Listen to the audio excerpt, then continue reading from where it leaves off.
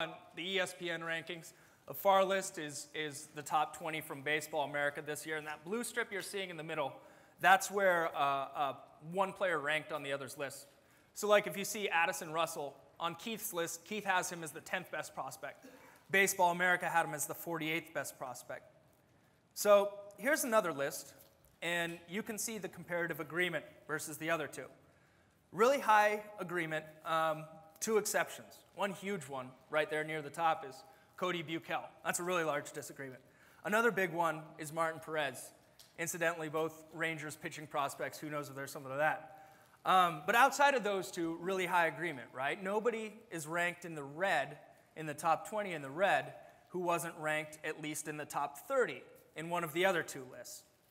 Okay? And as for that disagreement, if we reran this list using the list from 1 year ago today, here's what you'd see. Again, really high comparative agreement with three outliers. One is Josh Bell, who was injured most of this last year, and frankly, in the time he did play, didn't perform all that well. So, you know, we can call that a miss. Second large disagreement was Anthony Rizzo, who got called up by the Cubs, did a really good job. I'd say vindicated the optimism in that projection. And the third is, and he's by far the biggest disagreement, is Oscar Taveras, who you see was 18th, but 74th on the Baseball America ranking, and 53rd on Keith Law's. Now, if we switch back to the current list, both Keith and Baseball America now have Taveras as the second best position player prospect in the game. Okay? So the third list you're seeing here, the list in red, is very different from the other two in one way. It's unique because it's being generated using no direct scouting data whatsoever. No grades, no reports, no rankings from the other lists, like the Baseball America and Keith Law lists aren't used as an input. Not even any private information. No information you and I couldn't find on Google in the next 2 minutes. Okay? The automated prospect model was originally the brainchild of my research partner, David Ogren. David was the first of us to have this idea with our projection system, say, hey, if we have this guy who's X good, X far away from the major leagues right now, and he's 21.5 years old, how much room for growth should he have left? What are his chances of reaching X, Y, Z thresholds of value? And you can apply a standard aging curve, and you can start to say, sort of like a height growth chart your child gets at the doctor. Hey, you're this tall right now. If you grow at the rate of most people throughout the rest of your age, you'll be 6'1" one day, right? And you can see who's leading that curve, who's trailing that curve in terms of current value versus expected aging remaining. And you can create prospect rankings on that basis. But, and by the way, I shouldn't gloss that part over. This part alone, this is really the hard part. Is you have to have that chassis of a really good projection system. Value translation, player projection, those are by no means settled sciences. And if you want to build out this type of work at all, you have to be incredibly adept in those two fields. But this by itself, you know, current value with aging remaining, those would create very incomplete prospect rankings, right? To take it further, we effectively go through the performance record and we tease out pieces of signal which indicate scouting tools we feel to be important. That's the first step in a process we call value shaping. Next, we take our scouting judgment and we figure out ways to model that judgment into the system. I'm going to demonstrate an example of that using two players. Far away from me is Miles Head. He's a corner infield prospect currently in the Oakland Athletics system. Nearer to me is Jackie Bradley Jr., center field prospect with the Red Sox. Had to get a local guy in there, sorry. Now, just viewing their 2012 hitting ability here, for offense, what we do is we roll the entirety of a player's offensive performance, from his base running, his hitting ability, everything concerning offense, into a single statistic, a single rate statistic, and we scale that on the batting average scale. This is what Baseball Prospectus used to do with EQA. A major league average hitter for us is 263.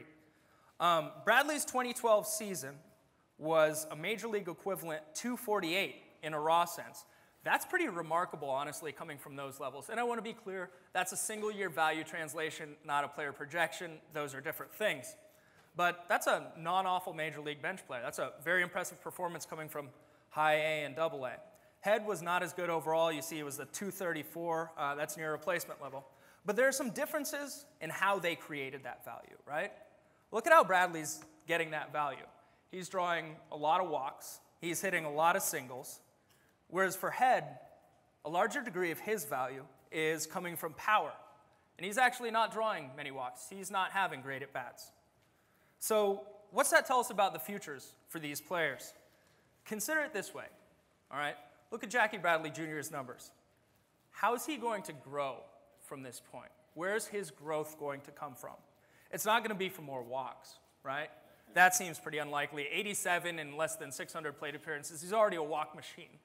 There are limits or at least parameters there to how good he's going to get at that aspect. What about Head? He can definitely draw more walks, right? He can definitely have better at-bats.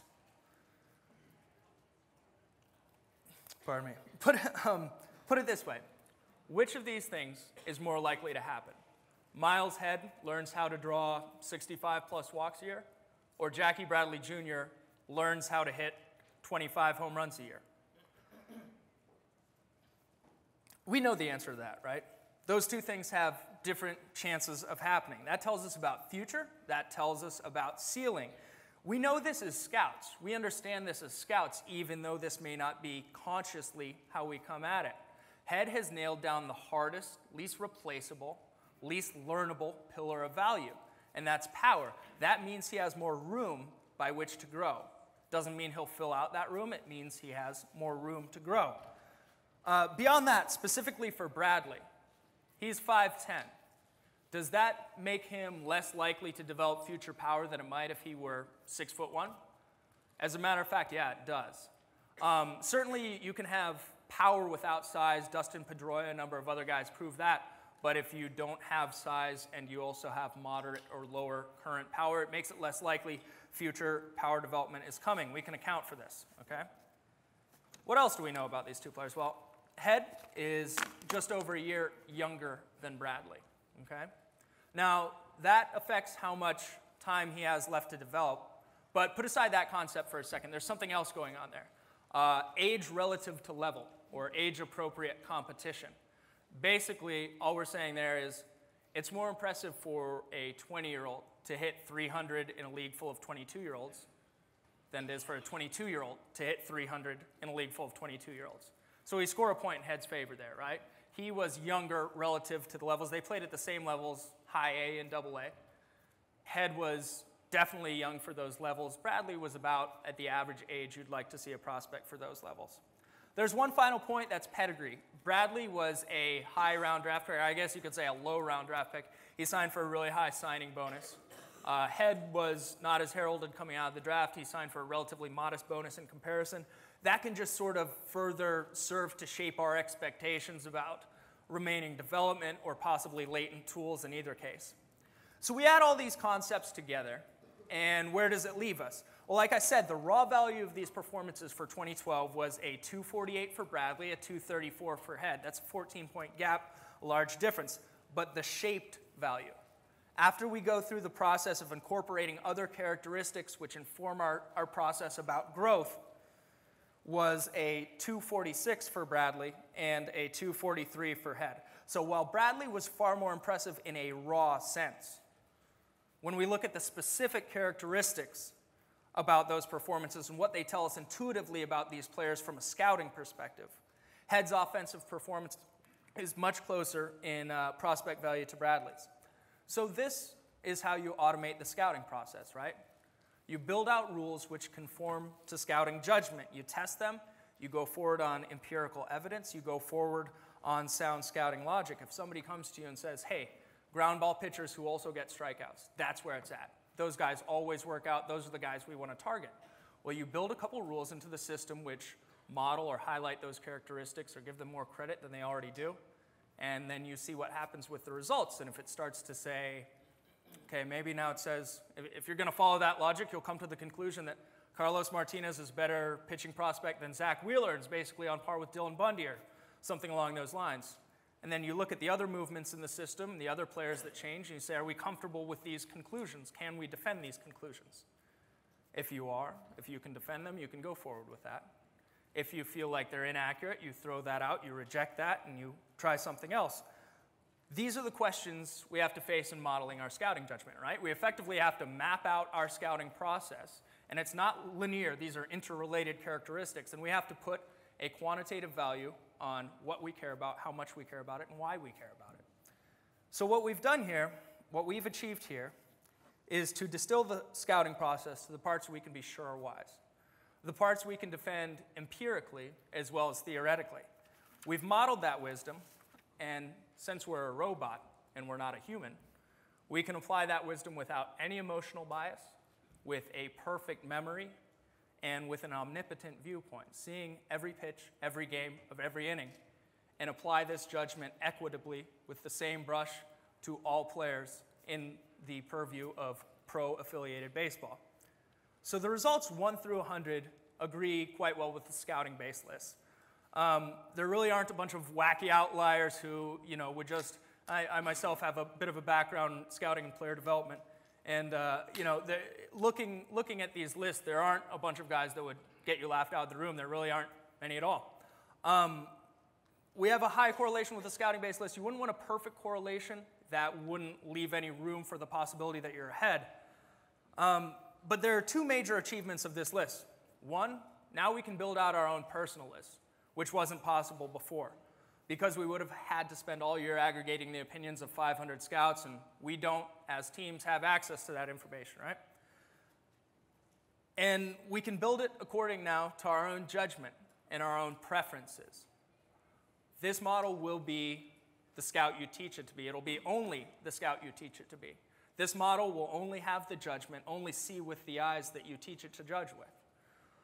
Two, and this is the big one, literally. Until now, our view stops at 100, and then after that, it becomes sort of too murky to be useful. But that's not the case anymore. This model is now ranking the top 812 prospects in baseball. Okay? And the only reason we're stopping there is because that's the point at which we sort of set a defined prospect replacement level, and that's how many guys are currently above it. After a certain point, you start to lose any marginal value over a random minor leaguer. So now we get to take it and play with it and see things we couldn't see any other way. If you wanted to rank, just the top, 50 or whatever third base prospects in the game, you can take that and you can see that now. And if you're the team who has Carson Kelly, or if you're the team who has Aderlin Rodriguez, and you want to know where he fits within the spectrum of third base talent that's out there, you can get an answer to that question now, which you couldn't do any other way. We can sort it by organization if you want to see all the top Texas Rangers prospects in the game. Okay? You can see that now. There's over 40 of them. This is something you couldn't see anywhere else. You see Buechel mentioned there before. It can be multi-level too as well. If we wanted to see the top shortstop prospects in the game who are under 21 years old, let's just say young shortstops for the heck of it.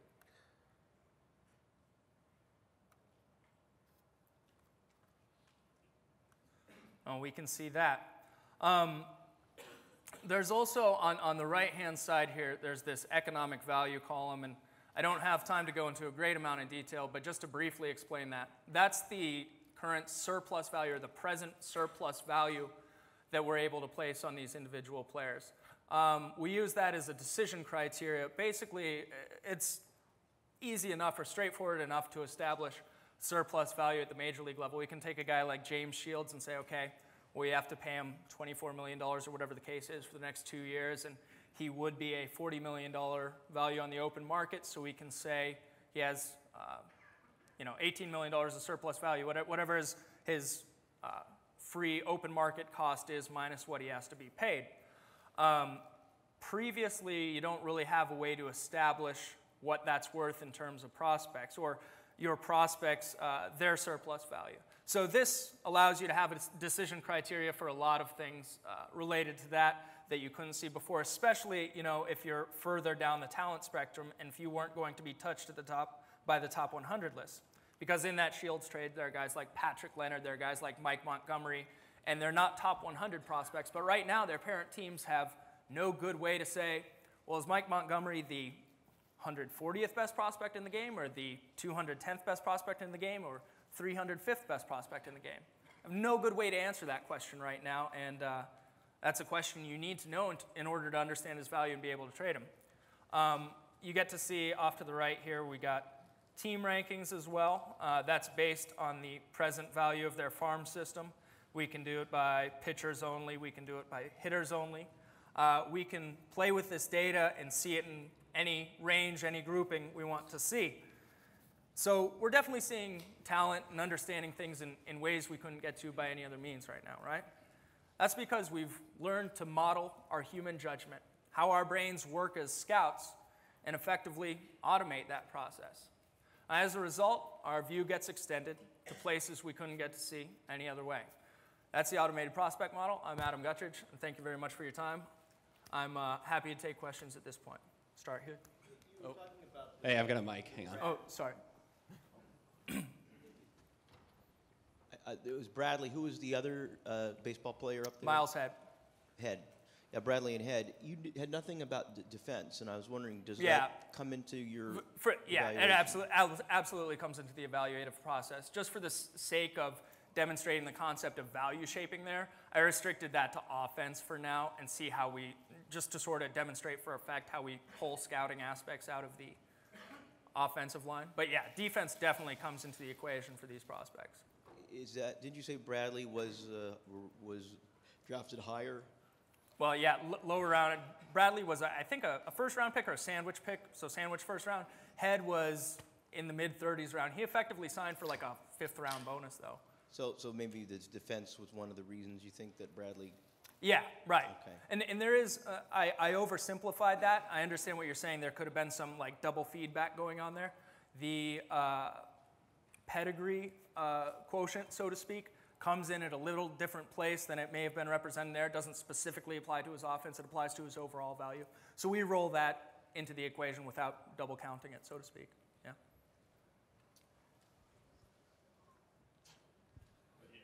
Pass it down. Two quick things. First of all, have you gone back to evaluate how this relates to success at the major league level in terms of past prospects? And also, there seems to be some outliers in terms of prospects who a lot of scouts feel like don't have maybe the true skill set for the next level, like Cody Buckell, who doesn't throw hard and just puts up good stats. And he ranks really highly on your list and a lot lower on other people's list. So do you think he's gonna have more success, or do you think it's just an outlier in your statistical data? First of all, I challenge the assertion that Cody Buckell doesn't throw very hard. I mean, well, he's not exactly a soft tosser. He does have some velocity to him for sure. He's a short guy. I think that holds him back in terms of projection. That comes into account in the model, believe it or not. So there is, there are outliers. As you saw, the top 20 lists from the 3 different lists. There are going to be outliers. You're always playing and testing your level of comfort with disagreement, as in, if 1 out of 6 guys ranked on this list just had a massive amount of disagreement with what the answers the scout were coming to, I wouldn't feel all right about that. But if 1 in 45 guys are sort of outliers with perceived scouting judgment, then maybe it gives you pause by which you can look at them more and say, okay, well, am I off or am I on to something here possibly? And as you saw with the outliers from last year's list, that was Josh Bell, Anthony Rizzo, and Oscar Taveras, who were at the top. 2 of those 3, I'd say, turned out very, very favorably in terms of predicted outcome versus final. All right, Adam, we got time for one more question. We'll go red shirt. So when you were talking about the difference between the 2 prospects at the beginning, you were talking about how a hitter could develop like good plate discipline to get more walks, but it would be much harder to develop power. Is that applicable to comparison of pitching prospects? For example, the differences between developing a curve or a changeup versus actual like fastball velocity? Yeah, although I wouldn't want to answer that question specifically without,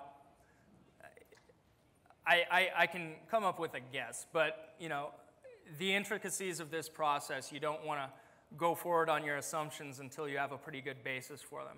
I would say, yeah, it's easier to develop secondary pitches than velocity, but perhaps not. I mean, there is a decent precedent for guys having huge spikes in velocity almost randomly. So, yeah, simple answer to that is I don't know. All right, this has been Adam Guttridge with the automated prospect model. Let's give him a round of applause.